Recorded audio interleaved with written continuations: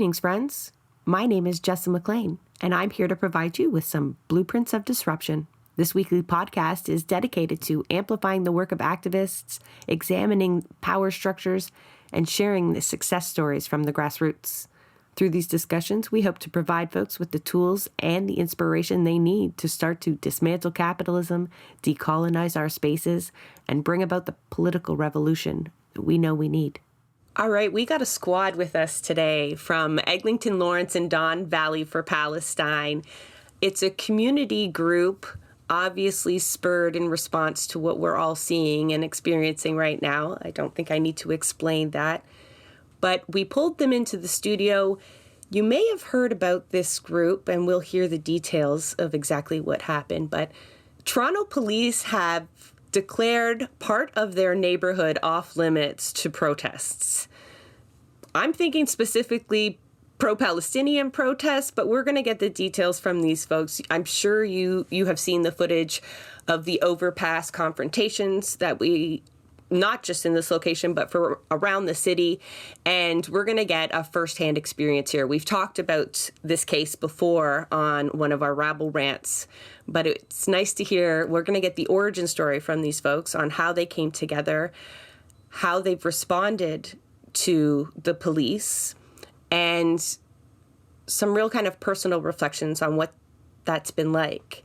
Not to mention what it's been like with an MP like they have. So I'm going to start with Skigh, because according to the group, Skigh, what happened to you and the response to what happened to you is what started the group. So can you share with us what exactly happened? For sure. So first of all, I've been proactive within the protesting world since I was a little kid because my mom was an activist. So I was pro-Palestinian from 10 years ago when I was in high school. I grew up in Forest Hill. It's known to be a predominantly Jewish area, but that's more 1980s.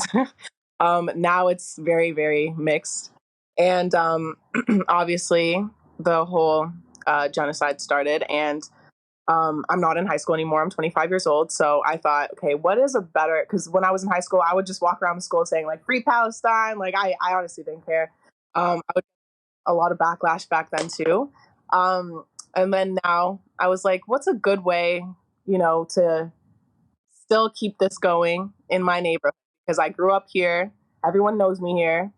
And I seen that Starbucks was a huge funder of the Israeli weapons and stuff that they used in the genocide. And I've been avoiding indigo for my whole life. So I never really related to indigo. I've already done my part for that. So I was like, okay, Starbucks is right down my street. Let me write on some paper, free Palestine. Let me get some crayons that are washable crayons, because I was a babysitter. So kids love to write on walls. So I just get these washable crayons. They can come to my house, write on my walls if they want. So I use these crayons, and I just went to Starbucks and I taped these pieces of paper to the window. And in my mind at the moment, I'm thinking, okay, all I'm going to do is just some people are going to drive by. It's on Eglinton. It's such a popular street. I went at nighttime because, I don't want to attract all these people as I'm doing it, obviously.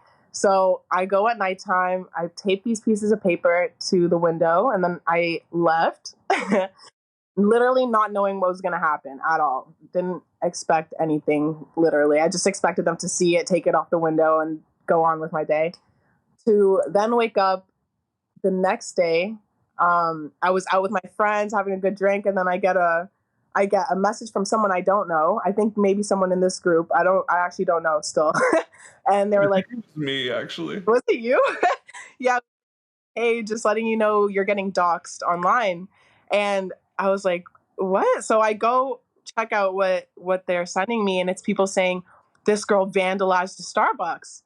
So I was like, I'm such a troll online. I love to make jokes. So I make a video and I'm like, hey guys, I'm getting doxxed online because I vandalized the Starbucks, repeating what these people are saying, not thinking I had to elaborate on what I actually did, because you could literally see that I just taped a piece of paper. Okay, then I post that video. The next day, it's viral everywhere around Canada. Now we're hitting the news. We're going to like every news station, to literal Jerusalem Post. So I don't know if I've made it to Israel or not because I taped a piece of paper to a window. And in my mind, still, I'm like, okay, is this a crime? Like to tape a piece of paper to a window. Okay, yes, it's to a business, but I still wouldn't consider that vandalism because I hadn't broken anything. And no one here listening will either. I hadn't broken anything or anything. But yeah, that's pretty much what happened. I just taped some paper to a window. I wrote with some washable crayon, "Free Palestine," Starbucks funds genocide, a cup of coffee, you mean a cup of blood. I not one message said anything about Jewish people or any anti-Semitic messages.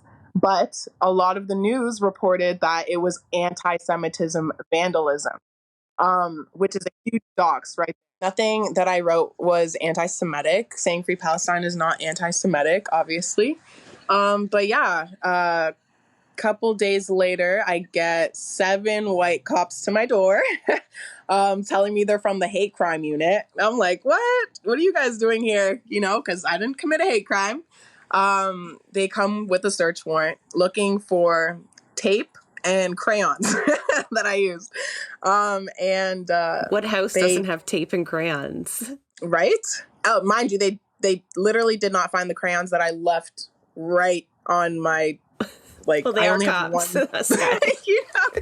So my room was upside down, but they did not take the crayons. They only took the keffiyeh scarves that I wore.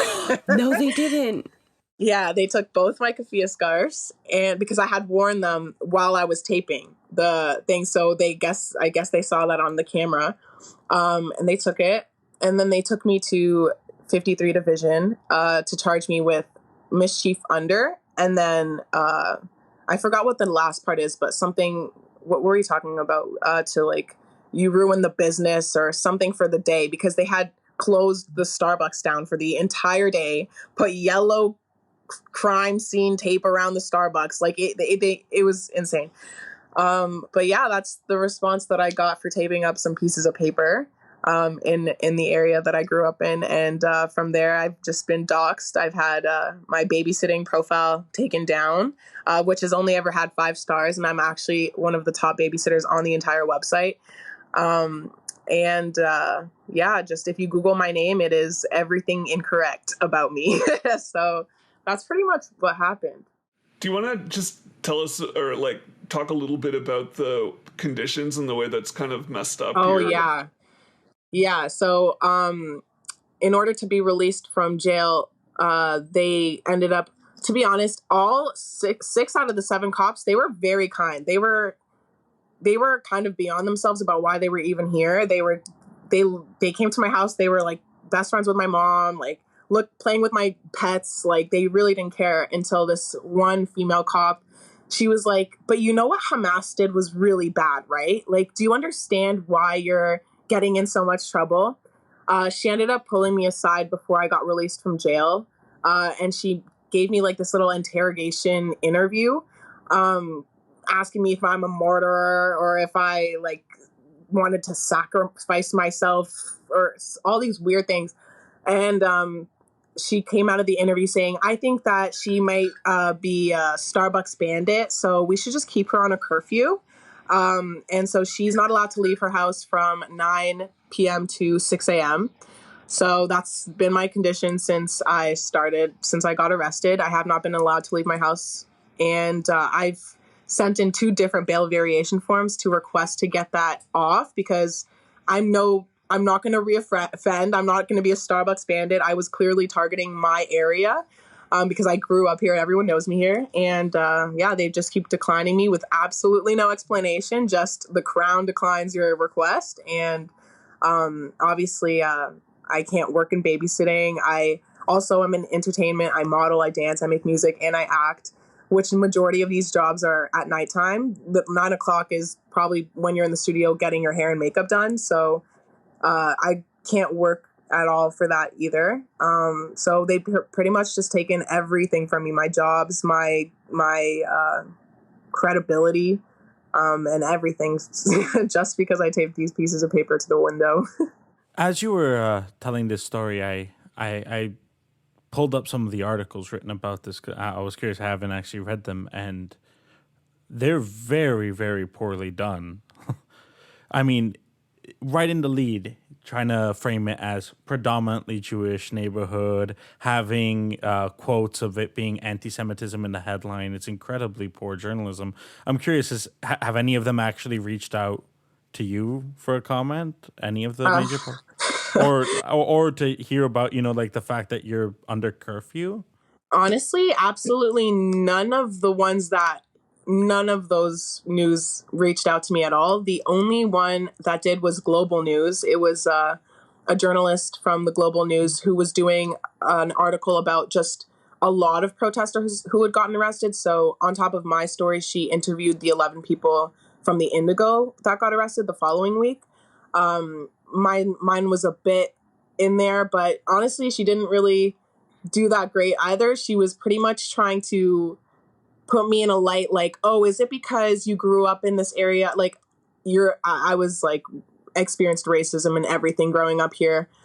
Being pro-Palestinian from a young age as well. I was already getting doxxed. So they kind of just tried to make it seem like I was getting back at these people for my childhood rather than just, seeing it for what it actually is. They always wanted to add like a little story to it. So that's the only one that actually reached out to me, and they still didn't do a good job representing me. So that makes me so mad because, for so many reasons. I mean, everyone listening, I almost snapped my pencil.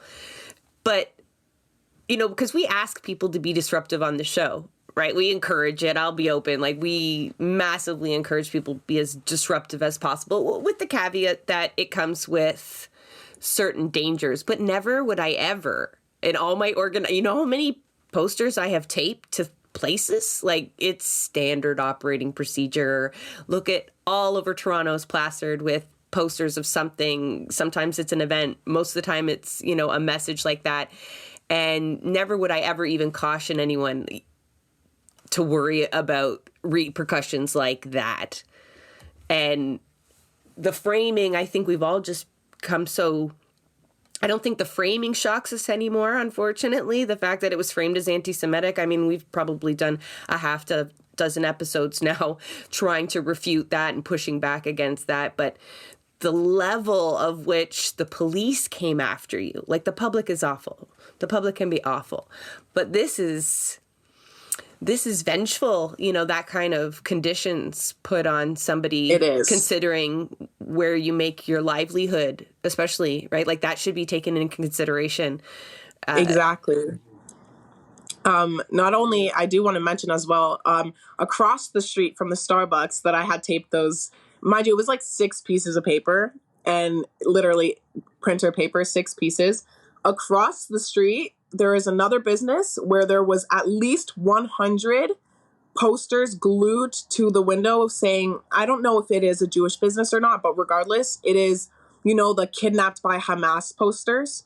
100 glued to those windows, nothing. You know what I mean? So it's like not, and then they go on the news and they did there was a interview by a news station. They were interviewing a few of the Jewish residents in the area, asking them how they felt about it. And in the same interview, you see they showed a female talking right behind all of those 100 posters on that business right across the street from the Starbucks. Not one repercussion or nothing, so it's beyond me. Like, I've been taking these posters down. I had to like literally get my keys to try to take them down because they're glued to these bus stops and everything. And I was there, taped a piece of paper. I didn't even tape it all 4 corners. Like, just stripped like 2 pieces. You could just rip it off. Don't worry. You don't, like, I mean, this is awful that Skigh feels the need to be like, I didn't use industrial strength tape, like, who cares? You could have crazy glued that shit. It's just a window. Like, how easy glass is to clean? And it's a business. It's so impersonal, really. Like, it is a boycott with very personal reasons behind it, but you can't get more kind of separated than that, like a closed business, essentially. Like, that's hard to wrap. I'm glad you came to tell that, because if I tried to tell it, I Thank don't you. think anyone would believe me. They'd be like, I think she's stretching that a little bit. Like, she's got some of those details wrong. That can't be right. But okay, so I'm going to go to your comrades for a second. You guys can decide amongst you who wants to kind of tackle this, but this happens in your neighborhood. You have, I'm assuming the rest of you are not all that new to activism either. I mean, I know Sam is not. So you've taped up posters in your neighborhood before. You've also maybe protested for a free Palestine in your neighborhood before. And then this happens, right? Like, I was offended when the police decided that you couldn't protest in a certain area. So when something like this happens to you very close to home, one, that's not right. So the people that you are, you've got to do something about it. But two, this threatens your ability also, right, to push back on this very same stuff and imagine being targeted. So what did you all do in response to this? So I can maybe pick it up from here.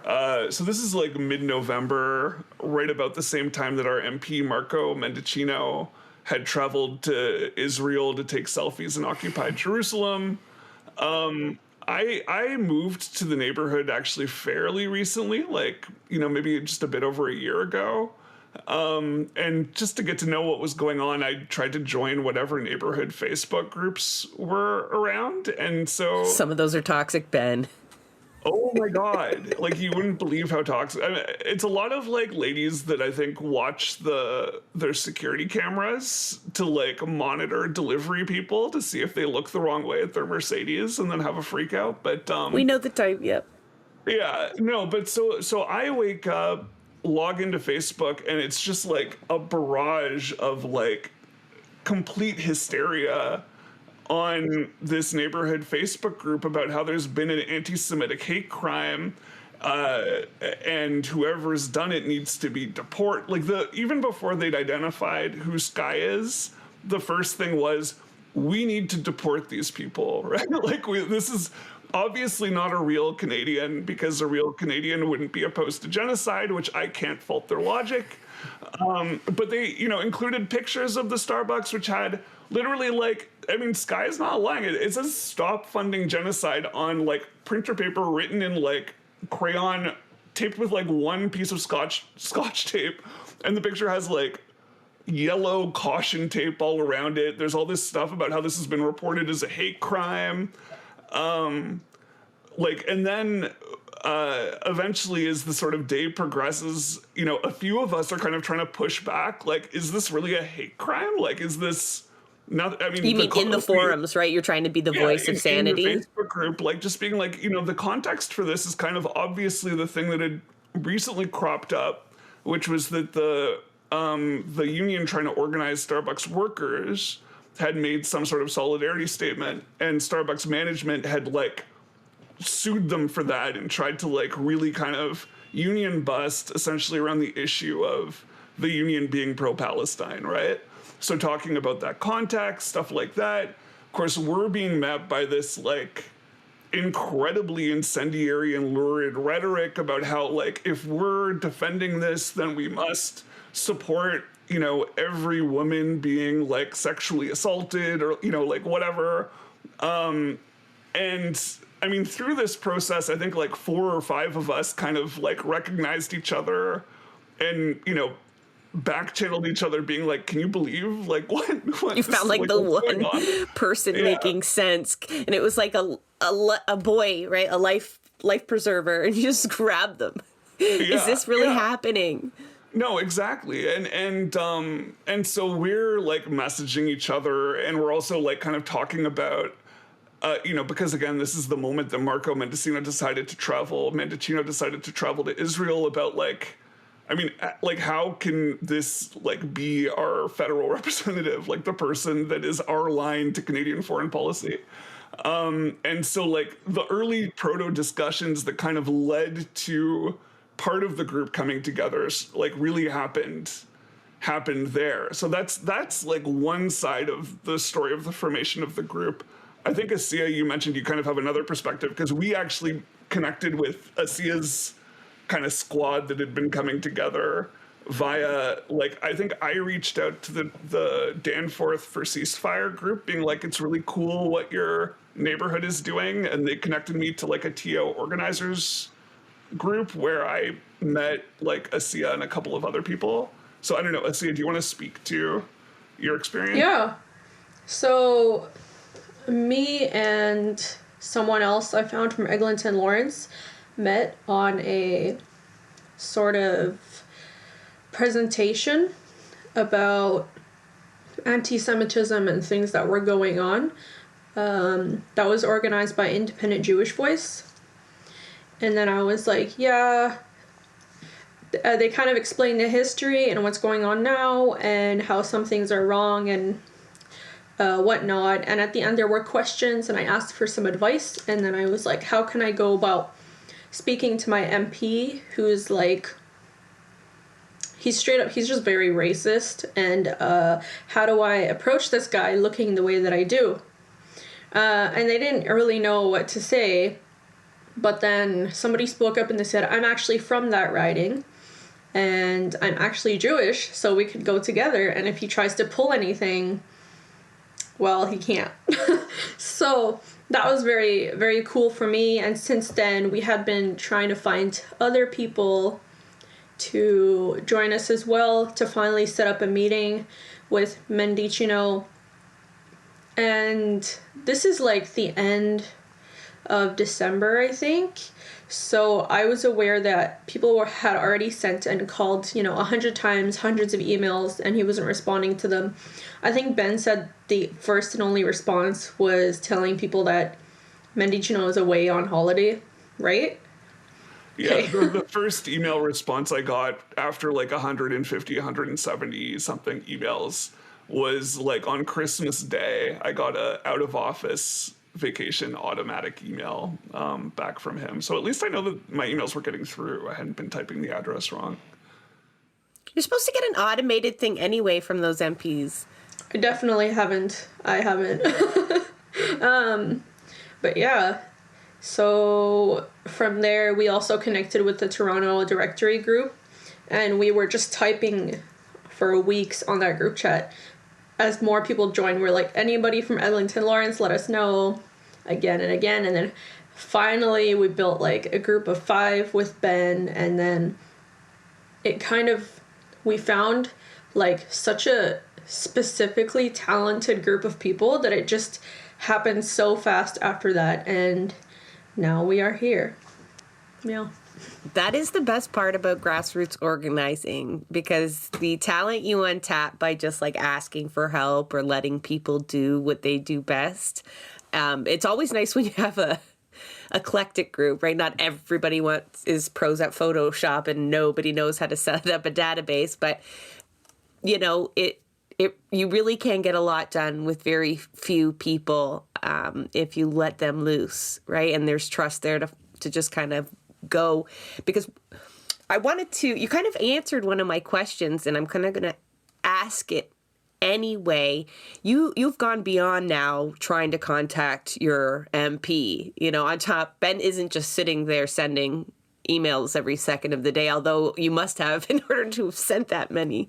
But you're doing a lot of local actions. Banner drops is kind of what got you into this in the first place, right? All the shenanigans we're going to talk about after that. But you could have easily gone downtown. I mean, transit's not great some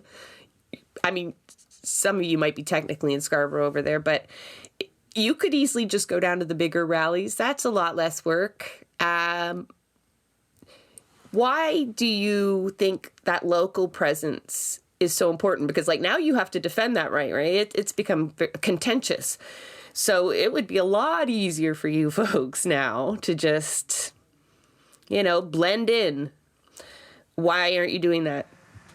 So I'll probably start, and then somebody else can hop in, fill in anything I missed. But I think this whole thing started out with about 20 overpasses having this banner drop. And I think this was beginning or mid-December. And one of them happened to be 401 and Avenue. And that was the closest one to me. So when I finally went to my first one, I believe it was December 24th. And even on that day, some people had said some things on my way there, just not very nice things, as I was just on my way to the overpass. But yeah, can anybody else just jump in? Because I just wanted to make sure you guys are aware there were many other overpasses, and basically all the way to Brampton. Actually, the first one included Brampton, so they were obviously trying to include places that were close to everybody so we wouldn't have to travel far. Yeah, I would add, and I can't speak as much to the unfortunate treatment of some of the people who have been protesting or some of the people who are visibly Muslim have faced in this area. I personally haven't experienced that, fortunately, in part because I'm not Muslim or visibly Muslim. But there's a lot of reasons why we were there. For one, many of us have attended many protests and demonstrations at other locations downtown, outside the Israeli consulate, etc. And one thing is just the more the better, right? Because this is part of a mass global movement of millions of people coming out for Palestine. And so the more actions that occur, the better. And for all of us here, I mean, this is a far closer and more convenient location for us to go and demonstrate. And not that protesting is supposed to be convenient, but if it is, then more people can show up.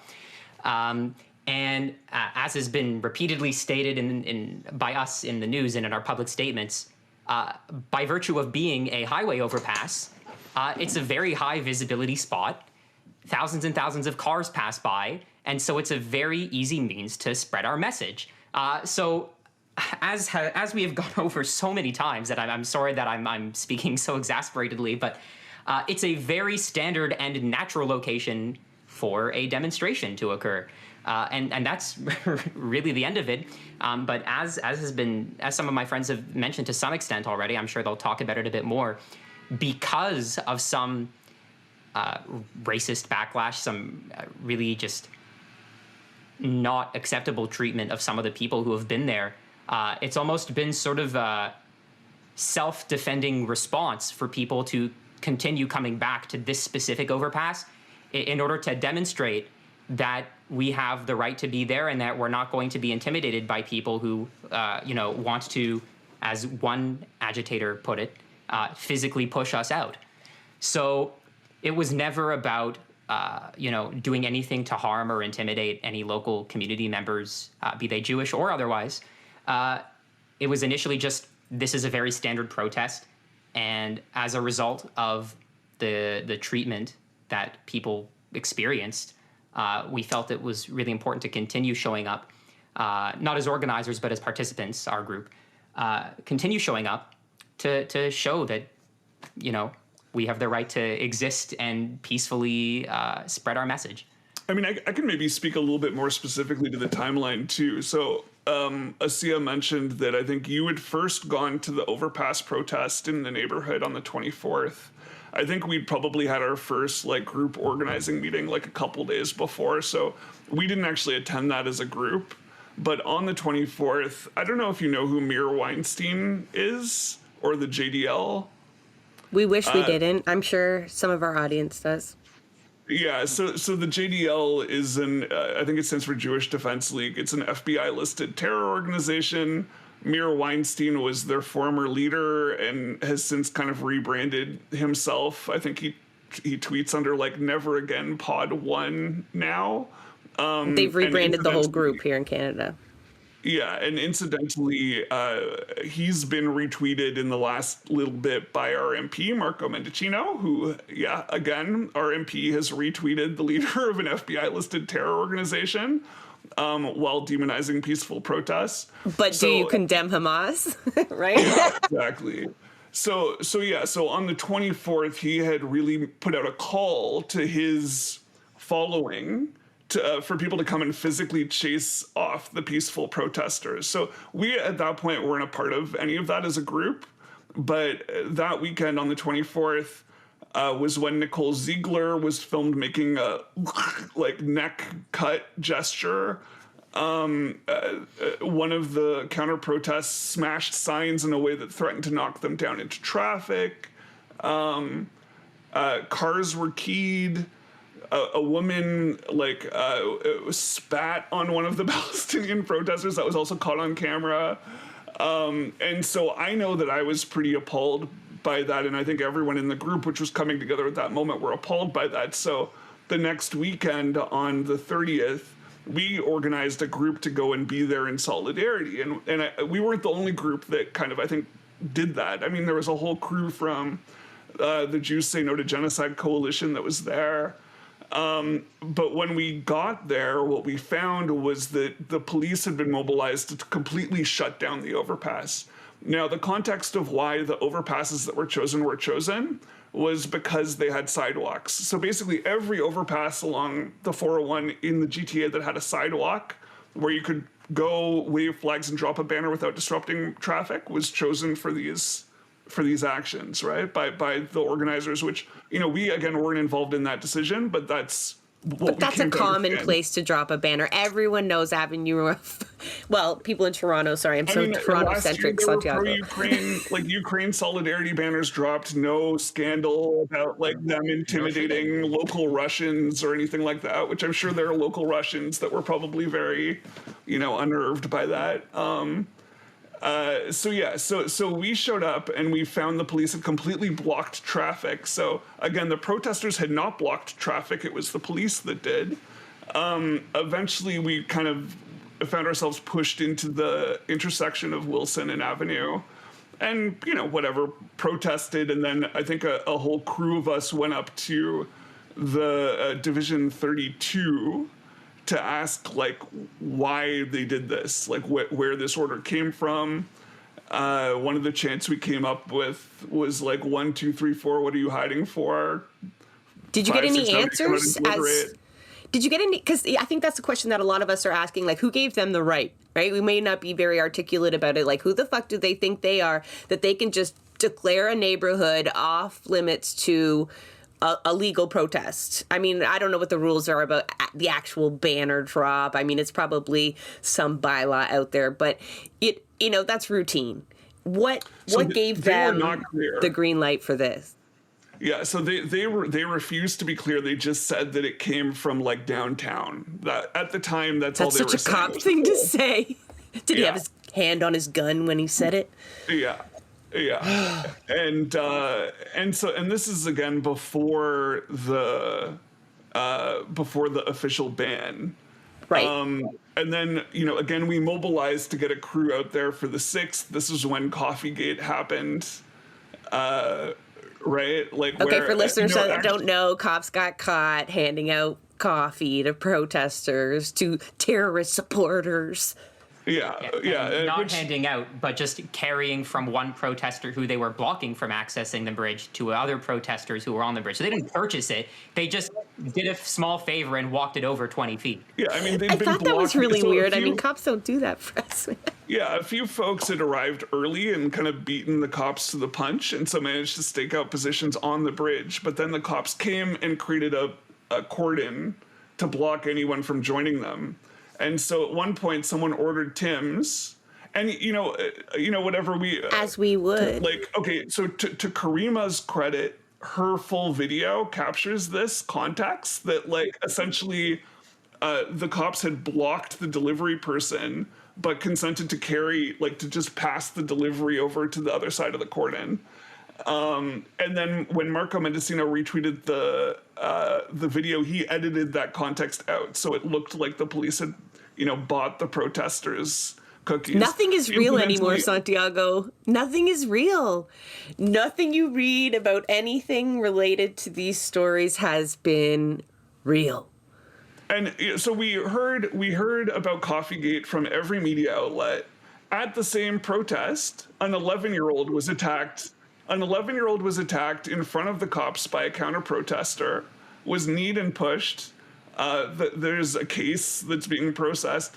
I don't think anyone has talked about that. That has made no news. Just the number of violent incidents perpetrated by like pro-Israel counter-protesters on the solidarity protesters.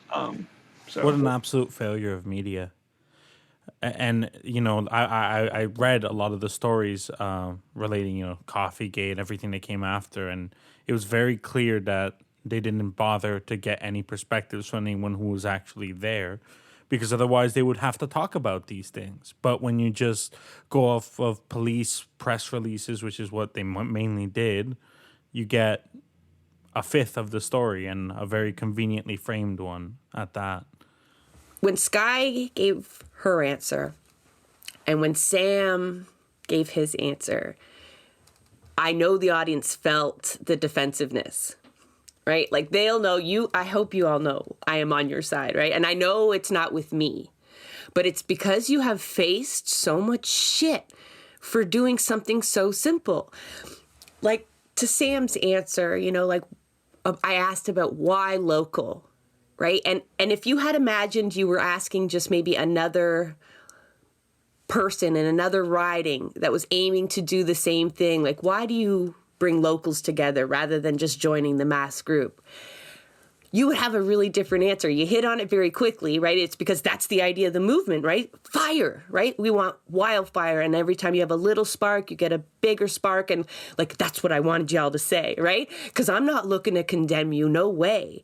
But you have been bombarded with having to defend every tiny little decision. Like Sam felt the need to defend being in his own neighborhood and walking the sidewalk with a sign or dropping a banner. Like, and he felt that with me, and he knows my position. So you can only imagine like what that does, right? And a lot of people will rail back against it. Some people will walk away, right? It's just too much. That's a lot of stress what Skigh is going through. That there's a lot of people listening to this that may not ever tape up another piece of paper ever, right? Especially not on Starbucks. And that's the idea. That's the idea, is to dissuade as many people as possible, but you folks have persevered, right? So although like you can talk about all of the events that you have thrown and the interactions and how bad they were, you can also generalize it too, because you don't need to defend yourself. What you're doing is what you're supposed to be doing, not just because the Palestinian youth movement has made these calls and the Palestinian workers have put out these calls for us to resist, right? You have the right to do that because your charter says so. If you're worried about a piece of paper, you're allowed to do that because that's, you know, a democratic right. I would say that's your duty. And I think you folks just have that firsthand perspective on this personal impact that this framing has, right? What it's doing to your psyche, what it's doing to how you plan your next move, and what that might be doing to people you don't even know. Like, there might be other people that want to join your group, but now they're just like, this is a lot of drama. This is not supposed to be like this hard. So maybe like Naz, do you want to speak to like why you continue to persevere through this, or just perhaps what it's been like facing so much resistance to something that should be a given, right? Like asking for a ceasefire or the end of genocide. It's definitely infuriating to like have to defend why we want to do this when the simple answer is humanity. I think that's something we all are trying to fight for. Just someone's freedom to have a space for themselves, a safe space for their family to flourish, you know, to not always fear violence. And it's astounding, and I've just come to realize how naive I've been as an immigrant, to think that I came to a place with freedom where I could be safe, where I could speak out if things were unjust. But I've been so naive to think that I could do that without backlash, without a threat to my safety. Joining the group, it was a fluke. I happened to connect to someone who was in Davenport, and then they redirected me to Eglinton-Lawrence, and I was shocked by how amazing the core people were when I joined. They were already like up and running and, you know, trying to find ways to get our writing involved as much as Davenport was, and some others have been. And at first I was like, oh, you know, like just some people who empathize with me, empathize with humanity, and want to do something. I honestly didn't know what I'd be doing. I'm like, I'm just like looking for people who are real people and not on the internet, because all I saw was Instagram posts, Instagram things about how people are suffering. And I would like personally just cry myself to sleep some days because I couldn't believe this is real. I think my breaking point was seeing a lot of stories about children. I have a nephew who's 2.5, and he is like half my world. And seeing children getting hurt, and that was my breaking point. I was like, I need to do something. Even if it means just joining a group and postering or going to protests together, something, anything. I didn't know what I had the power to do. And my parents were definitely against it. We're visibly people of color. My mom wears a hijab, and that's definitely, you know, she's visibly Muslim. And my parents were very scared. They still are. They've tried to dissuade me a couple of times in the beginning. But I will not stop my involvement. Even if like I can't do risky things, or I don't know. I just can't stop. Again, I think we all have this vision of fighting for humanity. I think that's what it is. Can I just add a quick thing? Didn't you manage to recruit your mom to come to one of the big downtown protests with us? Yes, I did. She's also going to come to our events on the weekend, which we'll talk about later. But now they anytime I mention an action that they can get involved in, whether that's some of the newer stuff coming out with taking money out of the bigger banks, I've managed to capture their interest with that. And I've been sharing more and more with my family, and being more like vocal about it on like Facebook and stuff, where most of my family and extended family see me. Again, not a lot of noise there. There never was. But just because there is a noise there, it doesn't mean I can't create some, right? So, well, yeah, that's the idea, especially related to the call to do things like banner drops in as many accessible locations as possible. Any good organizer knows that, right? So it's just that, and I think a lot of people right now, and thankfully a lot of people, feel that push. Like anybody here feel like they're doing enough? Like, no. I know. I know. Like we spoke to someone who basically runs Palestine for Labor, or Labor for Palestine. They also traveled to the West Bank to do protective presence on villages there. They don't feel like they're doing enough. You know, that push is in a lot of us. That's why a lot of us are activists, right? You just can't stop. And so it's just really heartbreaking to see such barriers put up, you know, that aren't existing perhaps in every neighborhood, but a lot of local groups are facing this kind of backlash. So it's helpful for them to hear from you folks that, you know, although you're acting like superhumans, you are just local people who came together quite organically and decided they would just, start somewhere and keep rolling with it. And now you end up on a world stage. Skigh is in the Jerusalem Post and hate crime units and Coffee Gate and so much. I mean, kudos. I bet you didn't think like such small events that you did. Like sometimes you show up to a rally that you've planned and it's like 20 people. And you're like, if that's up in my hood, I'm in the middle of nowhere, I'd be like so stoked. But then, like, you make international news with that little rabble, that little group of rabble-rousers, and it's just like, all right. I mean, that's a lot of presence. I know some of it is unwelcome, but you made, no doubt, a splash, right? I do. Can I say something quick? Just with how because the group reached out to me. I honestly, because I was viral on TikTok, I was getting so many hate messages on TikTok. And for me to be in this group is actually a fluke. I'm not going to lie, because I was getting hundreds of messages in my requests.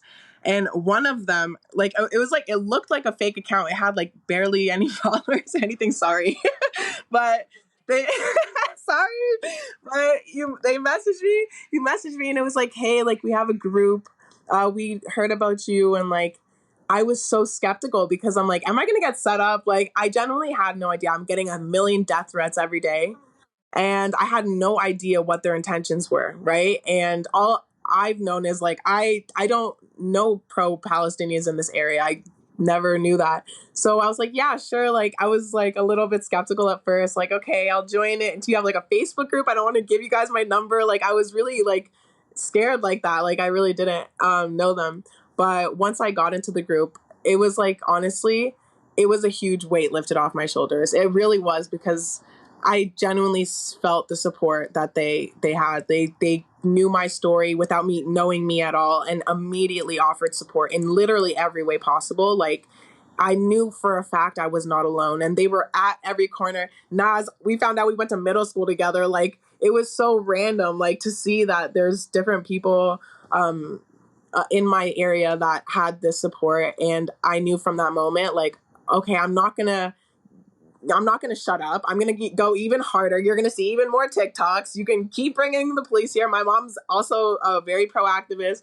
So I was like, let's go. Let's keep this up. And they really gave me that push. Like, I didn't know what my role would have been. I'm like, I'm here for muscle if you guys need me, whatever. But it was a really good fluke, honestly.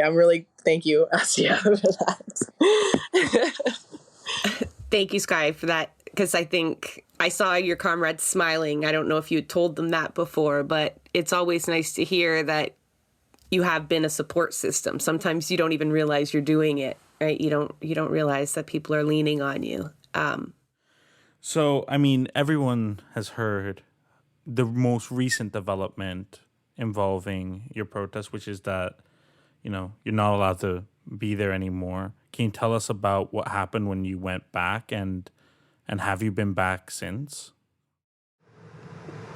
So I don't believe we have gone to the bridge for a protest since there was a ban.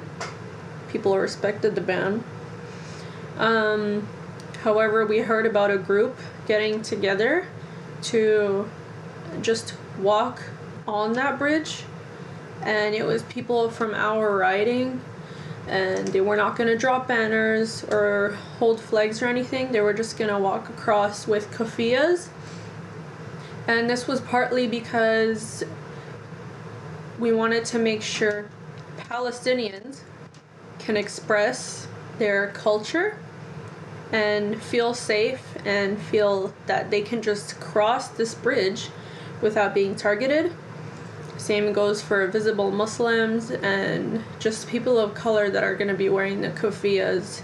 And then going as a group gave confidence and safety, which I feel has been lacking, and I'm sure many others have felt the same. No, actually, I know for a fact they feel the same, I'll probably just throw in my experiences before I get into the 13th. And there are certain neighborhoods that I can't really go to anymore. And I can't say that I'm scared. I just feel like I don't want to suffer the consequences there. I'd rather get harassed somewhere else when I have more energy for it, to be honest. But yeah, there are certain neighborhoods that I just can't go to anymore because, you know, I get yelled at or people just start talking in front of me or I get shoved into things like that. It's super weird. And you experience these things as a Muslim here and there, but it is it's pretty crazy right now. You just can't walk around some areas in our riding, because you're never really sure what's gonna happen. So that was also part of the reason that we went on that bridge. I specifically just wanted to make sure Palestinians knew that we had their backs and that they would feel safe walking there. Clearly, we are not safe crossing a bridge, whether it's just crossing the bridge or waving the flags on the bridge. And so we joined this group and we were taking a walk and we crossed the bridge, and about halfway a bunch of police cars had pulled up and one of the cops comes out along with some others that line up, and he just stops us halfway and starts telling us that we can't group here. And just take it. We were not grouping. We were not stopping. They stopped us, so now we were a group. There was 15 of us max, and the group got smaller afterwards, but they kind of hold us up, just making really empty arguments, telling us we can't be disturbing. At this point, we were literally just walking. So finally, one of the guys who was trying to be respectful at the front, who was also on the walk with us, he informs the police officer that he will let everybody know that we need to get across the bridge, which again is what we were just trying to do. So they made a problem out of nothing. And as soon as they all kind of walk away so he can explain it, the quote-unquote nice police officer just turns to the next cop and he says, "You see that one? That's the first one you arrest if anything happens." Talking about they you? let... Talking about the gentleman who was speaking. The guy who was just trying to have, keep a good relationship. So we keep walking and nothing is happening. It's very icy and snowy. They had shoveled the road but not the sidewalks, so all the snow had gone into the sidewalks and it was like hills of snow and ice, and we had elderly people with us. Every other sidewalk before and after the bridge conveniently was shoveled. So yeah, we kept walking. We were going a little slow. Again, there were elders with us, and they kept rushing us and pushing us, and more cops kept pulling up and lining up and just following us. And then we crossed the bridge to walk over to the other side, which again we had to negotiate to just cross the bridge and walk over the other side. And as we're walking on the other side, we're getting slower, it's icier, and I believe nothing happened before this, right, Ben? I mean, so I actually had dropped you guys off and gone to park, and so I can add a little detail, which is that I kind of came to catch up to you guys, and I'd lent Sam my keffiyeh, so I wasn't wearing a keffiyeh, and so I just looked like, whatever, a white guy in a winter coat, and, I mean, the cops, asked me, hey, oh, are you from the neighborhood? And I just said yes, which is true, I'm from the neighborhood, and then they just waved me by. Of course they did. Of course they did. Yeah, and so, and there's, video evidence also of them, once they'd fully cordoned off the bridge, of them just letting, again, white-presenting people not wearing keffiyeh, move along, tipping their hats at them and stuff like that, right? I just wanted to add, as we were stopped and trying to negotiate just to keep walking, there were people going back and forth, and the cops were not stopping them. Just for further context, I just say the police presence was massive. absolutely massive. How many cops you think? They outnumbered us multiple times to one, easily. Probably like 50 cars, like 50 police cars were like lined up. Yeah. There was That's the ones that we could see. There was a SWAT team. But yeah, it was SWAT teams. It was literally at least 2 to 3 cars from each division in Toronto. And like, that is very rare to see different divisions come together. I think we all know that each division doesn't even like each other. Now we know where the police budget goes. That's, mind you, this is the same day that there was a Yorkdale shooting. Okay. Also, the day after, there were 3 shootings in 1 hour down the street. Like, there were TTC buses that were police buses. They were not, and they took up the TTC station nearby. There was a group of firemen and then ambulance in case, and a bunch of court service trucks. When I mean there was at least 100 cops, and out of the 100 cops, maybe 10 cops had their cameras on. Like, I'm not even saying recording. I just mean on. They were off. When you know a cop's camera's on, it's green. When it's recording, it's red. There was maybe 5 that I saw, like, recording, to the point where we kept asking, can you guys turn your cameras on? Like, this, you're not even allowed to be here without it being on. So I just wanted to put in, like, it wasn't just more cops. It was literally every cop from the city, from every division, from the SWAT team. Like, it was insane. It was, you would have thought there would have been a bomb. Like, you would have thought it would have been something like 9/11 just happened. The line between tragedy and farce is a thin one. I had to ask, because all of the footage I've seen from that day seems to have recorded from people who were there. Was there any media there at all? Yeah, One. City TV. One. City TV, that's it? City TV was there for like 10 minutes. This is before anything happened, which is pretty convenient for everybody else. But, yeah, so I think they eventually get irritated with us because we were taking too long to walk. And they're getting closer, and they're kind of in lines behind and beside us. And so we're over here in the middle in a group, and because they start kind of nudging us and pushing us and saying, move, move, it's now, we're kind of getting squished together and trying to tell people to go ahead, and we're telling them, just wait. And at that point, they actually had arrested somebody, and most of us didn't even notice. So we don't know what happened. They didn't tell us why. We kept asking them why. And later on, I asked the police officer, and she said it's because he was on the bridge. And I was like, okay, why are we not all in handcuffs, ma'am? She just stopped talking after that. But as we're getting pushed, one guy... Skye, you want to do the imitation of the military wannabe? Literally, it was just us in a little group, because now we're getting cornered, and we're not on the bridge at this point. We are literally on the side of the bridge, okay? Out of nowhere, all cops were still not doing the most. This one white cop walks up to the group of everybody of us and all of the other cops and does this military chant, which they used in BLM protests as well, right before they started attacking protesters. And he goes like, 10 hut, like, move forward and take them out. Literally, he says, take them out. At that moment, I just saw, like, there were specific cops I saw light up. Like, this was their time to shine. I literally remember one cop specifically. He immediately, like, less than 1 second after that chant, he starts literally grabbing and throwing people on the floor. Of course, it was one of the oldest people for the first, and then one of the youngest, tiniest people the second, and you can continue from there. So as soon as he says that, I like turn around and I yell at him like, turn on your cameras. Yeah, the second he says the chant, she's like, take your cameras out. They're coming. Just literally that was it.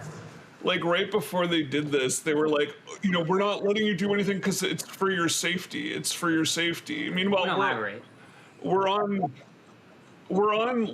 the sidewalk, and when they do this, they just they forcibly shove us onto the on-ramp. I saw that. So they shoved us off. I saw that. I took real beef with that. I'm like, you've got to be kidding me. Sidewalk into the on-ramp for our safety. Yeah. Well, I mean, to protect and serve, it's all a joke, right? Like, the whole thing. Protect who, though? You know. But yeah. for your safety, but what happened to the people who they shoved and tackled?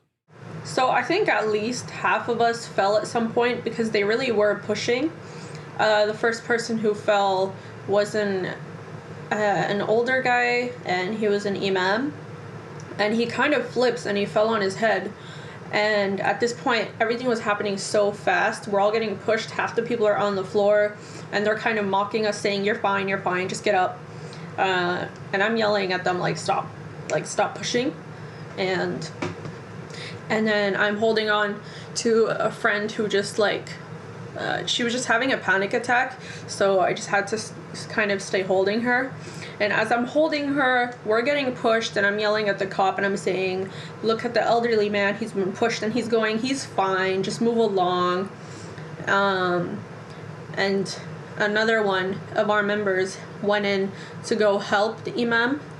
Sorry, just before all this, right when we started to get pushed, I'm not sure, I believe it was somebody on our side who had said, keep your hands in the air so they can't do anything. So everybody's hands were in the air, and then we start getting pushed and everything after that. So one of our members had his hand in the air, and he went to help the imam, and so many cops jumped on him, and they grabbed him, and you could see in the video, he's literally just like I'm doing what you want, I don't know why you're doing all this, and then they arrest him. And a couple other people stayed with the older man, and we're getting pushed, and they're yelling at us, and there's one police officer who is literally grabbing people and flinging them. He even flung one person at another police officer, and the cop looked at him like, what are you doing, man? So everybody's getting pushed and flung, and this one, I think, even pushed Skigh. He was just excited to grab everybody. And at this point, we're on the sidewalk, and they had told us to stay on the sidewalk, and then they pushed us to the side at the end of the bridge, which is the next thing they had told us to do. They said, okay, now you need to be on the end, and then they keep pushing and pushing, and then they say again, actually, you need to be over there, just outside. They just kept pushing and pushing, and so we did what they wanted, but they just kept asking for more. Yeah, go ahead, Ben. I mean, so just to answer Santiago's question, the imam was hospitalized. One of our members, a woman who is 100 pounds soaking wet, was she got pushed down twice. She suffered a concussion, a serious concussion, and 2 fractures to her. In her spine. To her tailbone. So she's, yeah. All of this is caught on camera. There was another woman who was also hospitalized. As Asiya mentioned, one of the guys that was arrested was literally arrested for trying to help the imam stand up. Yeah. So there were real consequences. And meanwhile, they're still waving through the rich white people, walking their dogs on the other side of the bridge, right?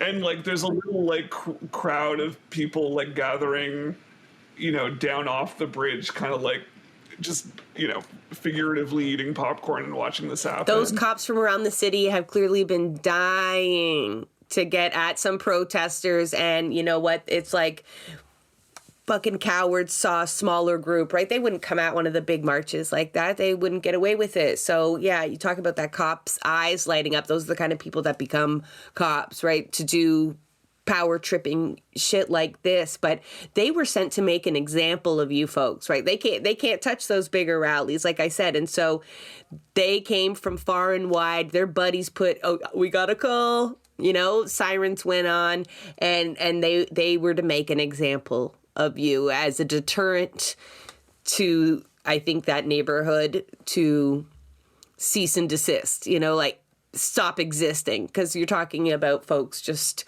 walking with keffiyehs at this point, being deemed a threat. And so, my gosh, I can't imagine what that's like. I wear my keffiyeh around this little town, and I don't even know if half these people know what it is, right? We're talking about kind of removed, real conservative. They likely don't even know. But I'm almost challenging them to say something, right? Because that's I got a bit of a privileged position there, and I'm just like, I dare you folks. But it's a completely different experience being able to make that choice and kind of ask for it, and then just simply being accosted for existing. And mind you, everyone was extremely peaceful before all of this. Even as Asya was saying, the main leader, I guess, or whoever the police appointed to arrest first, he even literally, I was right beside him when he had empathized with the police, and he had said, look, we can empathize with you because if you're putting this pressure on us, we can't imagine what your higher ups are doing to you. Like, he had done everything to empathize with them. We were not swearing. We were not cussing. Like, we were doing, and this is for me obviously really hard because I come from a whole different movement. So being peaceful in this type of environment was already very hard.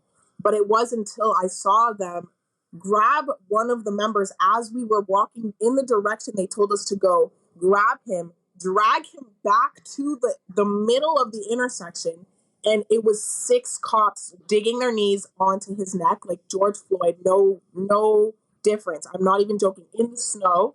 And that's when I snapped. And of course, that's when the media and people on their phones wanted to go crazy. I didn't care. I went off. I saw what was happening. I seen Ben's video, and he was like, get your knee off of his neck. And then a friend of ours in our group, like, she could not stand. I was trying to help her up, and I was wondering why she was not even helping. Like, it was like kind of dead weight. Like, she wasn't really helping herself up. And it was because she literally could not stand. It was so serious, and it was so defeating at that point to have 100 cops versus us, and all we can have are our voices, and then in a group where everyone wants to still be so peaceful, I couldn't even hold myself back. I was beyond pissed the fuck off. I'm not even joking. Like, I was just done. And to see everyone get injured and arrests made just for peacefully walking in our area, with no malintent other than to literally make presence in our own area. Beside the big church. It's not even like we're right beside a synagogue or anything. There's a huge old church right where we are, and then to see Zionists come out of their apartments laughing, oh, the cops are on our side. Like Ben said, like basically eating popcorn, just enjoying the moments. And it was so bad. It was so bad. I'm not even. As we were walking on the bridge, we were crossing it the first, and then on the way back, there were many cars that were passing by saying ridiculous, just making a ridiculous comment, really degrading comments. Just, they felt so comfortable opening their windows and calling us terrorists and dogs. And obviously the police, didn't do anything about that. But I just want to speak to how the kind of privilege you have to feel so comfortable to drive by with your license plate,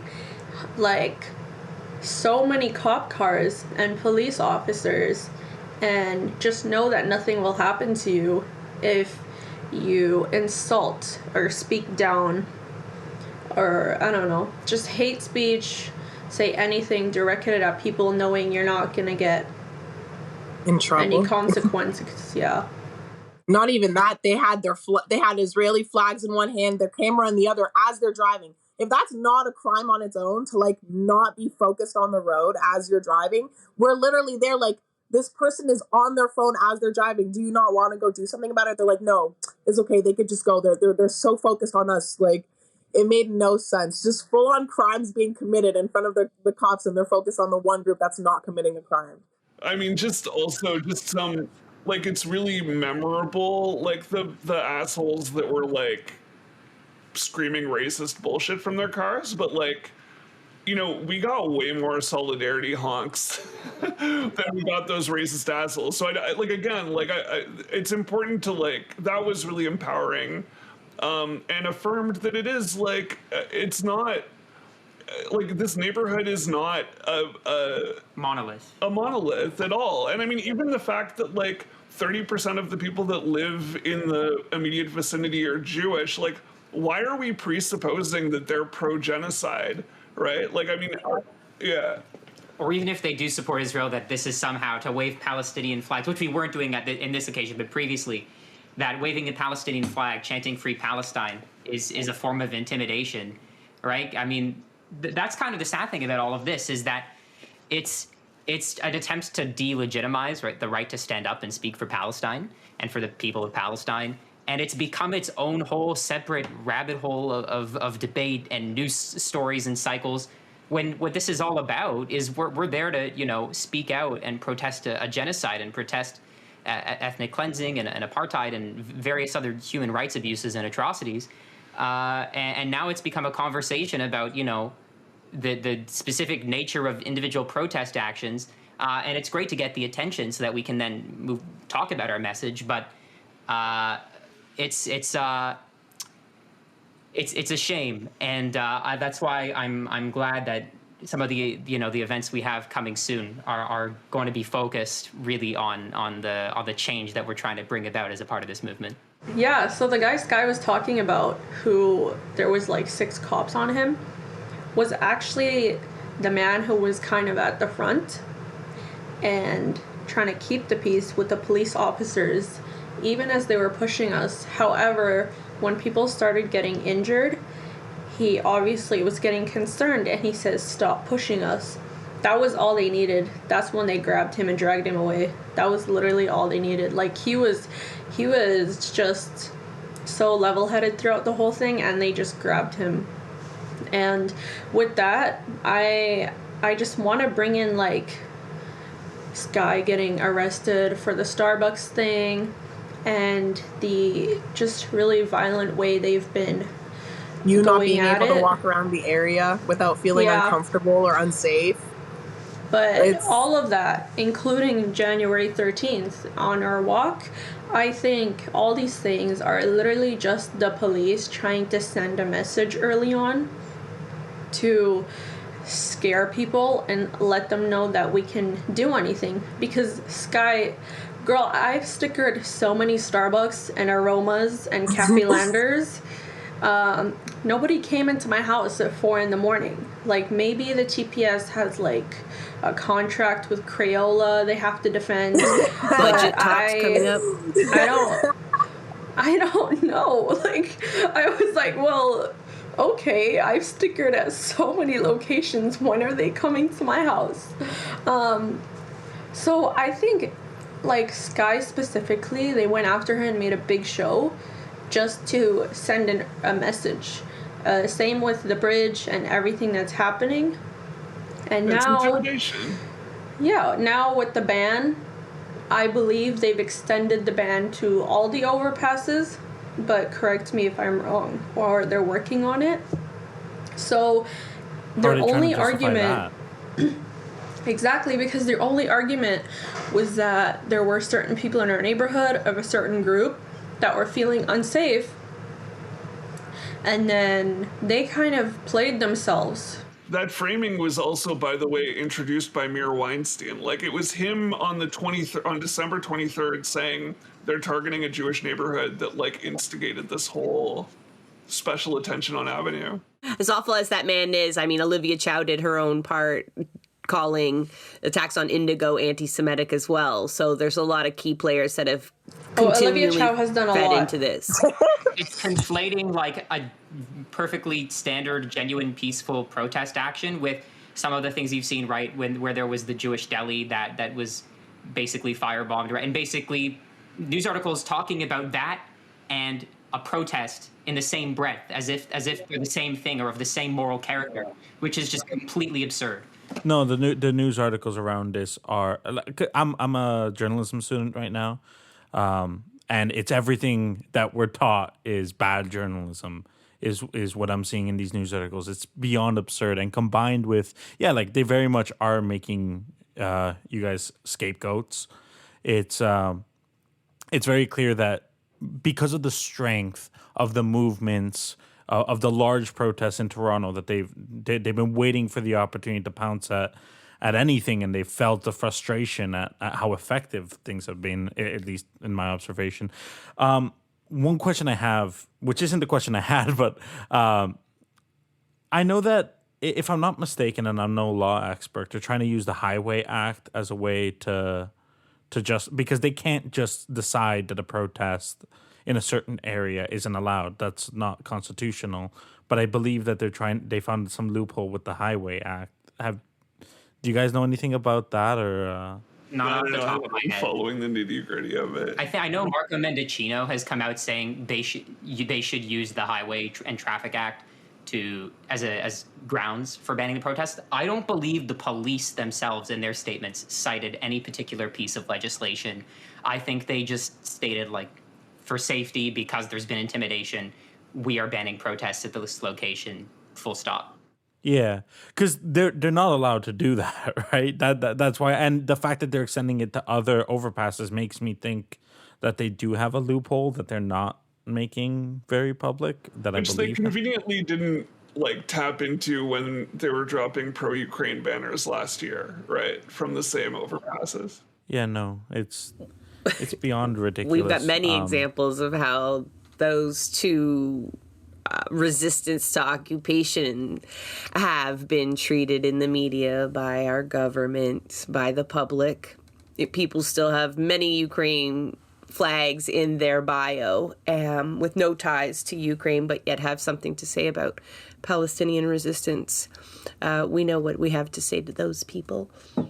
There's something ironic about a protest being deemed prohibited right now, as, the news of the Emergency Act being used unconstitutionally in the trucker convoy protest, which of course we're no fan of, but we're also no fan of protests being called illegal.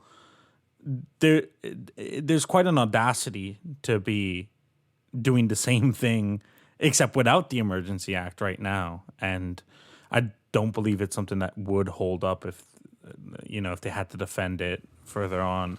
It doesn't even matter if it sticks or not. Let's say Skigh doesn't face any more legal repercussions. I hope. I don't know where this drama will take you, but we saw that Edmonton protester, an organizer, get arrested and framed as a hate crime for leading a chant from the river to the sea. Palestine will be free. Their charges were dropped, but their photo was out there. Their name was out there. They were traumatized. That message was sent to that local community on just exactly how far the cops would go.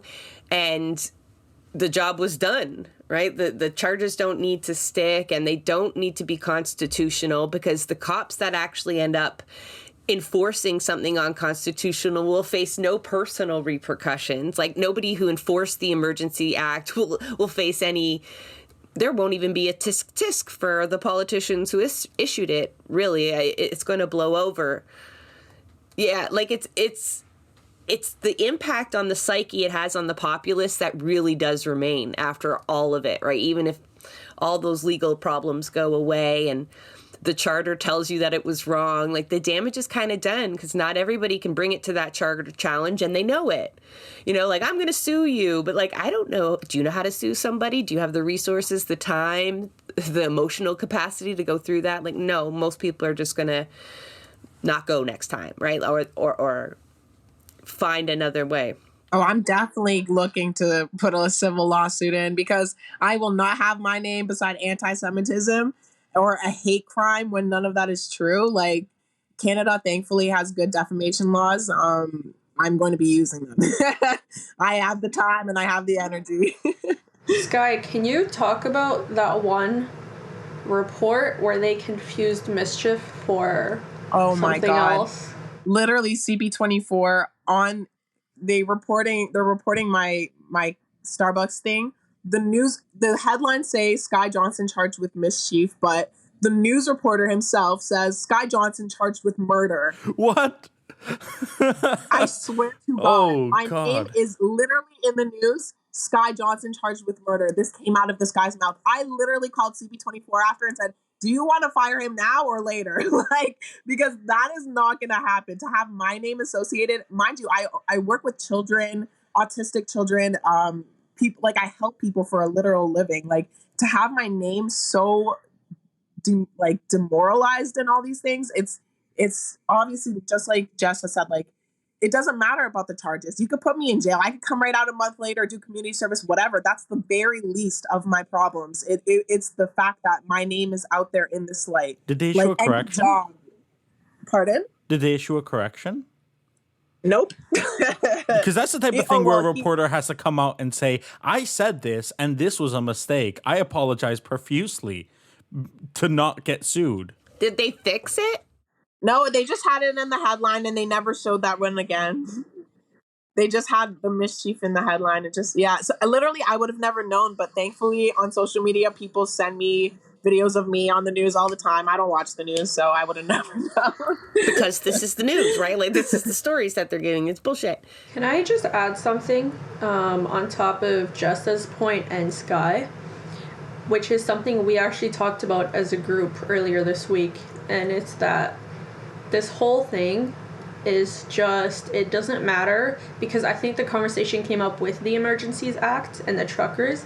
It doesn't matter what they try and tell us we did wrong, or, you know, a temporary ban or whatever, or, you know, arrest people or catch and releases, because they're literally just trying to weed out the organizers right now and people with loud voices, arrest them, have their names published, dox them, and then release them on conditions that, just like Ty, that include a curfew, or they're told they can't go to protests, or they're told they can't go to certain neighborhoods.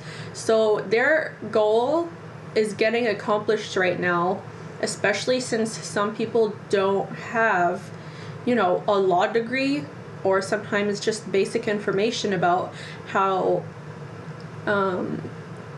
you know, the things that you can say when you're arrested. On Asia's point, we actually had a really awesome conversation with like a movement lawyer who was telling us, for future reference for your listeners, that like, you know, they can only hold you for 24 hours. They might offer to release you on conditions. You don't have to accept any of them.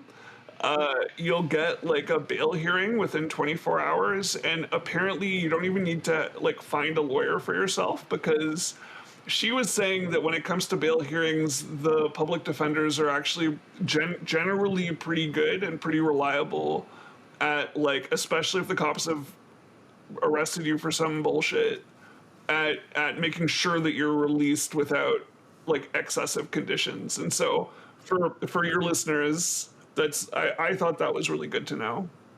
Yeah, also, when you're arrested and they do everything at the police station, the only thing you have to give them straight up, well, you don't have to, but apparently you just have to, the only thing you really should give them is your name and your date of birth. Other than that, you're not required to give anything. And some people, this is confusing because they get into the station and they're saying, these are just some routine questions. You don't talk have to to answer all people, of them. So ever. Never. Yeah, but I don't think people know that. They don't know that you don't have to answer, did you drink or did you t-shirts that smoke say or that did you... then, because like that should be all your of general this, rule just they think. in life. Yeah. But the cops imply it. They imply that you kind of have to answer this question, and they make you think if you answer it. Yep. I'm not faulting anybody who kind of like opened their mouth and, you know, when they shouldn't have, but that is one thing that we do want to have on this show, as well as an episode that provides some legal advice. And unfortunately, even some legal advice doesn't mean shit if cops aren't going to follow their own damn rules, or if judges aren't going to follow their rules and they're going to be vindictive and whatnot. So, and it always comes like there's advice for like white folks versus cops, and then there's advice for marginalized people facing cops, because the reality is going to be often completely different. I just want to add to what Ben said, which is the people who help you out for your bail hearing, usually the judges will throw out the conditions the police put out. So there is a good reason for you to stay overnight and just wait for the bail hearing.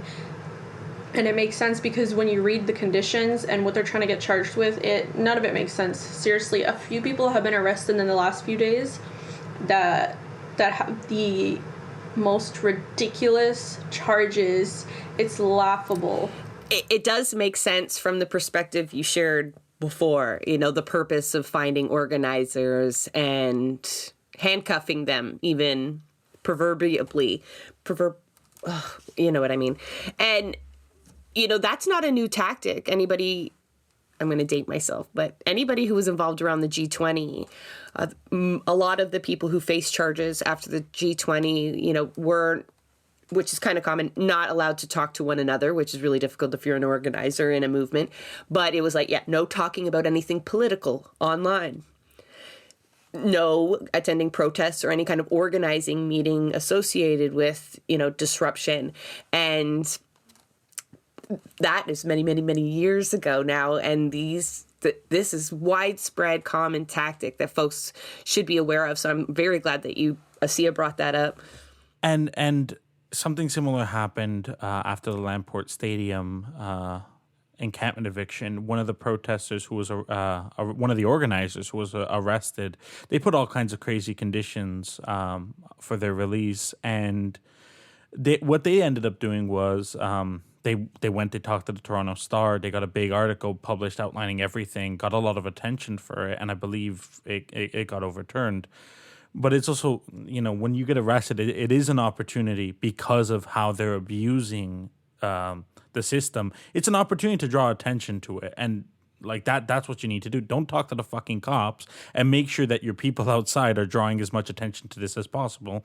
Because behind, like with the cameras off, without the access to the public knowing what's going on, they're going to try all kinds of fucked up shit. But the second that there's a camera on them, the second that there actually is some accountability, they shrivel up because they're terrified of actually being held accountable. So,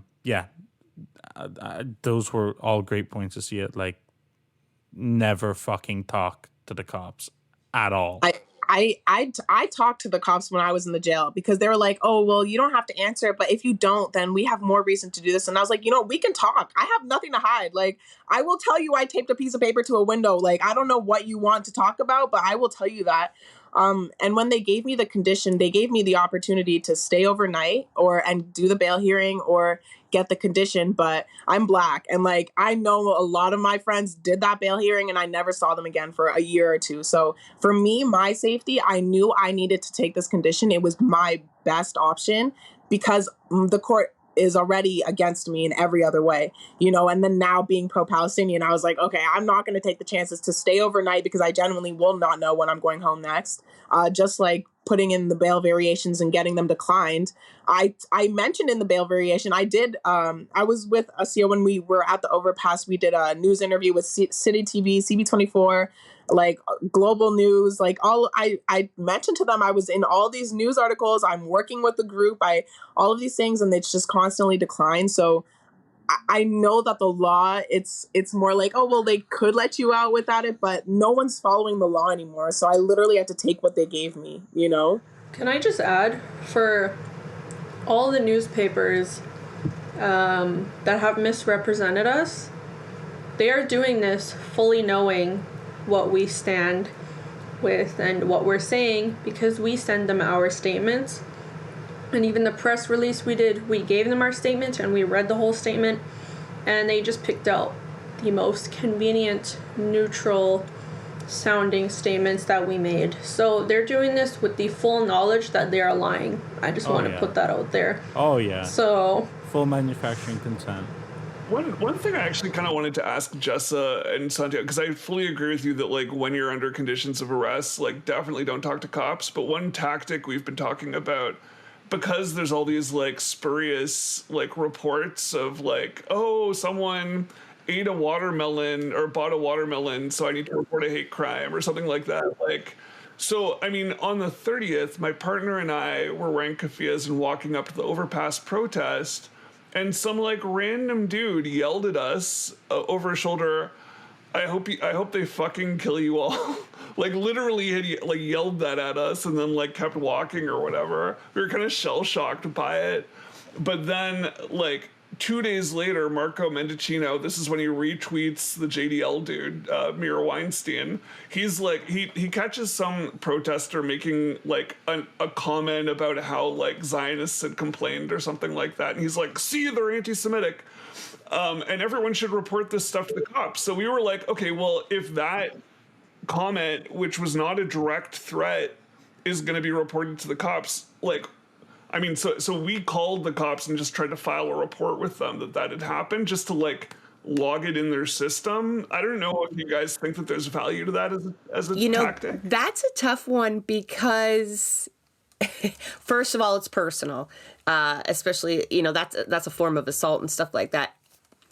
I never see policing as a solution. I don't think anything that will ever come of that's positive, except when we talk about rising anti-Semitism and Islamophobia. And we know that white passing people are way more likely to call in these incidents.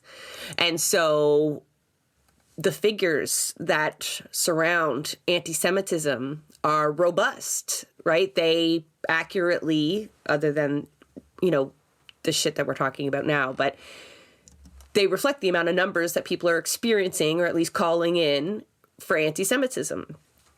But racialized people are much less likely to do this. And so the figures around these hate crimes seem very disproportionate, even though if you talk to any Muslim in this country and have a conversation, I don't know if I've ever been close to any Muslim woman who has not told me about them or their mothers or their sisters questioning whether to wear their hijab, being spat on. Like, if you have not had that discussion, then Muslim friends don't feel safe around you people, because it is a common experience before October 7th in this country, and it's not talked about enough. So if the solution is reporting it more, I don't know. That would be just such a small thing, because then you'd have more figures to prove that like the lived experience isn't enough. You need police report figures. I don't know. But no, my general rule is all things, the police are not the solution. But for me, that's very personal, because if I've had a problem with them, it's actually ended up completely disastrous for me. So no, thanks. But, it opens up a lot of larger questions. So I would never critique you I would never criticize you for reporting that shit, because it's angering and you want people to know it happens, and you wish every time it happened that the world knew about it, right? That it was amplified in the same way all the other things are being amplified, as being hatred and supporting of terrorism. And that makes me quite angry. Like, that the Zieglers out there get a little bit, a little bit of fame, 5 minutes of fame, and Skigh is out there everywhere. And it's so disproportionate there. You're talking about someone drawing their hand across their throat simply because they're holding a Palestinian flag, and Skigh got Scotch tape as her weapon. And then those stats were used, even by the police, to justify their own response to the protests that were happening. And their budget increases, right? So, Ben, you keep reporting those, and they're just going to have justification for asking for more money. Yeah, so hush, hush. But in reality, that's what this is about too, right? The police want to appear like the solution to everything, including neighborhoods feeling unsafe or whatever, so those 50 cars cost for each officer and whatnot. So I just want to clarify. I don't think Ben was saying it was a solution. He was saying it's just one of our tactics, because the fact is the police is one of the only official stats that a lot of academia uses, and a lot of reporters, newspapers like to use, because they feel it's an official stat, or it is an official stat, and they feel people will kind of feel that's reliable. So our only way that we wanted to go about this, which I didn't really think about your point, to be honest, it's a good point, but the only reason we wanted to add reports is because of how incredibly underreported hate crimes against Palestinians, Arabs, Black people, Indigenous people, and Muslims are. Man, if all of my family members have experienced many hate crimes. So imagine that with a lot of visible Muslims and Arabs and Indigenous people. I feel like the numbers would be crazy. So I just get really irritated when I see on the news that, they're I guess Arabs kind of have had it a little bad, but man, look at the other side. It just, I don't know. That's just not a lot gets to me with this whole thing, but that for some reason gets to me. It kind of erases people's experiences, including the member in our group who was seriously injured. And I just wanted to add as well, because you brought up Ziegler, and that kind of triggered something. And on the 24th, just before that, the overpass demonstrations were fine. I think one Zionist showed up the week before. However, the 24th is when it got really bad, because Mir Weinstein had tweeted out and told people to go there. Ben, do you remember what it is he actually said in the tweet? Or we need to. Was that when he did the chase them out tweet? Yeah. Physically So, was in his language. Physically chased them out. Yeah, so that's why on the 24th there were so many people with Israeli flags. And like, I get what Ziegler did was bad, but let me just tell you, people were saying way worse things. Me and a friend had to walk around and kind of marshal and make sure nobody got hurt and nobody was engaging in conversations that were trying to be twisted. For example, one guy just kind of came and he was like, hey, I haven't really chosen a side. Can you explain to me your side? Da-da-da-da-da-da. And I'm telling the Palestinian, the pro-Palestinian, like, just stop talking to him. I promise you he's not listening. And finally, this guy on the pro-Israeli side goes, yeah, so, like, what about this Hamas that I keep hearing? What do you think? And I'm like, okay, come on, please stop talking to him. And he walks away, and these two other guys, one of them with an IDF dog tag, was just bragging about being in the IDF. Like, imagine openly bragging and kind of insinuating that you killed Palestinian people and children. I'm like, the fact that the pro-Palestinians there and Palestinians who have had a lot of family members die in Gaza were present. And they were just having to act like nothing is wrong and just pull themselves together and police themselves. And then the guy next to him who was following him around was just dogging people, saying, yeah, we're going to flatten Gaza. We're going to flatten Gaza. So really terrible things were being said that day. And I initially didn't understand, well, I still don't really understand why Ziegler is the one who got in trouble, because there were really terrible things being said on that day. And even the week after the 24th, there was like one pro-Israeli.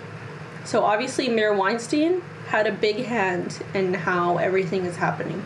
Who last year, I think, or sometime recently, phoned in a bomb threat to Halifax Pride because they had like a float that was critical of Israel, and who like the next week our MP retweeted. So like, it's just, I mean, it's, to me it's absurd that this like literal like fascist provocateur is setting the entire agenda for the international media, you know? What about that gun safety, like, seminar thingy-mabob that someone set up? Like, if refugees are coming from Gaza, we gotta, like, get prepared with guns and... learn how to shoot. Yeah, like, what the... Basically, Mir Weinstein put that out. He's a very interesting character. Yeah, they literally had a gun training session. I don't even know what I'm feeling at that. Like, gross. Like, I think my stomach turned. I'm going to do some research, and if I find something, I'll put it in the show notes to see if there's, anyone other than the police who are doing studies on hate crimes that people can report to, because, I mean, that's the only alternative that I can think of. And I'm sure there is. I just don't know about it. Yeah, I was going to say the Muslim associations have set up hotlines and whatnot, and the Jewish groups are good at doing that as well, to walk people through like how to properly report it, or, you can register it in other ways. But I think in the end, most of them do encourage an official report if that's something you feel comfortable with. I should add a disclaimer, even though you guys don't provide the best example, and it's not your fault, it's the cops. You should have a police liaison at a large rally or a medium, small rally if you think you're going to be or know you're going to be accosted by police, so that only one person is speaking to the police. It keeps it a little bit controlled. However, you see in this example, they targeted that police liaison, so that person also has to be willing to appear as an organizer and kind of out themselves that way. So that was kind of an exception to Ben's question, like, do you talk to cops? Because that is kind of standard operating procedure. But no, we're going to before you lose your train of So thought. that's what I wanted to say. I was curious, like if someone like Ben, who's obviously white, goes into the police and reports like hey, this man shouted at me because I was wearing a keffiyeh. Does that even get reported in like the Islamophobia category because he's white? Like, I mean, incidentally, a Jewish member of our group got like accosted outside of his house a couple days ago for wearing a keffiyeh. I went with him to the station. But ultimately, I just hope that because of what's happening at the ICJ right now, someone in Toronto, all the lawyers on the pro-Palestinian side can hold the Toronto police accountable. Because we would have a huge case just in our own city. And I'm sure after the world sees what happens on Friday, what the results are and everything, that more people get this type of inspiration to hold these people accountable, because the only person that can put an officer in jail is a lawyer. So I hope that's what happens. Than a judge. But don't get me all nervous about Friday and what those judges are going to say. But I do have to put my kids to bed. So we're going to transition to, and I'm sorry if folks are going to have to leave things on the table there, but so let's go. Let's get to what you folks have planned. So this hasn't slowed you down. You're still at work and you have some things that... Now, keep in mind, this won't air for probably a week. Okay? Are they all this weekend? Yeah, so the 27th of January, this weekend, Saturday, we have our family-friendly event, which is we're doing Art for Palestine. And essentially, our goal is to convey awareness, obviously, in our writing, especially with our very sort of racist MP, Marco Mendicino. And we want to show our neighbors that we're here in this neighborhood. I don't know why this keeps coming up as this is a Jewish neighborhood. We're all in it together. So we just want to make sure that, like, as a group, we can work towards the future, to show future and present politicians that we're also here so they can respect and come to start our beliefs and what we fight for.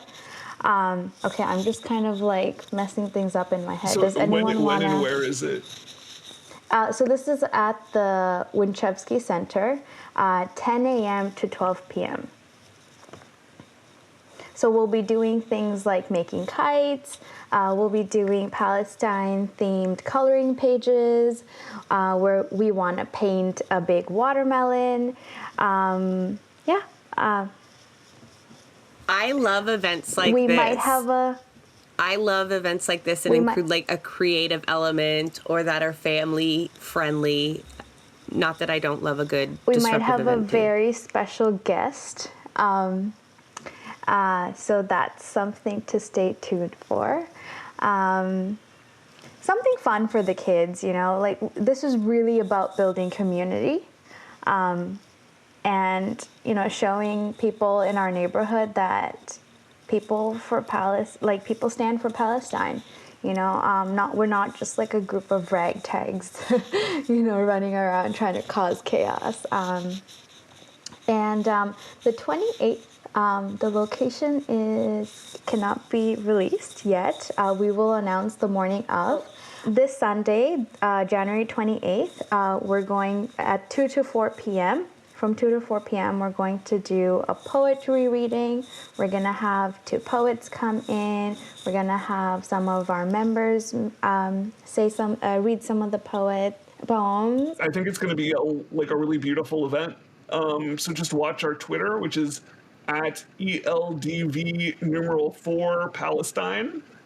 Twitter and Instagram, both are going to publicize where the details are. Yeah.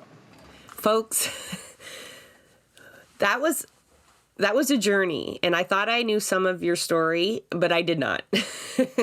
not in full, and that's even after following your Twitter account quite closely. And so I want to thank you all for coming on here, being very candid, very personal, And I know some of the stuff that you folks shared was not easy to do. So I very much appreciate that. And what I appreciate even more is the solidarity and supports you show each other and that you shared with us here, because that gives us warm fuzzies. We need warm fuzzies to keep going. Skigh needs it to, face these bullshit charges. And it's hard doing what you're doing, where you're doing, with that kind of resistance. And it would really wear on you a lot more if you didn't have each other. So my hope is that there are, in every riding where someone is hearing this, they start scouring those toxic Facebook pages for somebody that makes some sense to them and make connections where there were no connections before. Because you might know some people. It's easy to organize with people you know. But this is a different time now, right? We need to be make networks we've never had before, because we're facing something we've never faced before. I very much appreciate your time, and the audience, if you have stayed till the end, I very much appreciate your time and giving these folks the space and air that they deserve. So solidarity with all of you folks. Thank you Thank you so much. Thank you. Thank you for having us. You did amazing. Also love your Take It Vada poster in the background. It's a tea towel. My mom has a tattoo of that exact poster. I had a feeling I'd like your mom when you started talking about your upbringing. I was like, yeah, we'd be friends. I'm a little older. I could probably knew your mom for crying out loud. Thank but you guys, that's actually a tea towel. Just pinned to the wall. Oh, wow. I couldn't use it to dry my dishes. That seems wrong. But yeah, no, solidarity, people, and please keep up your hard work. Thank you for giving us a platform where we don't have to condemn Hamas first. That is a wrap on another episode of Blueprints of Disruption. Thank you for joining us. Also, a very big thank you to the producer of our show, Santiago Halu Quintero. Blueprints of Disruption is an independent production operated cooperatively. You can follow us on Twitter at BP of Disruption. If you'd like to help us continue disrupting the status quo, please share our content, and if you have the means, consider becoming a patron. Not only does our support come from the progressive community, so does our content. So reach out to us and let us know what or who we should be amplifying. So until next time, keep disrupting.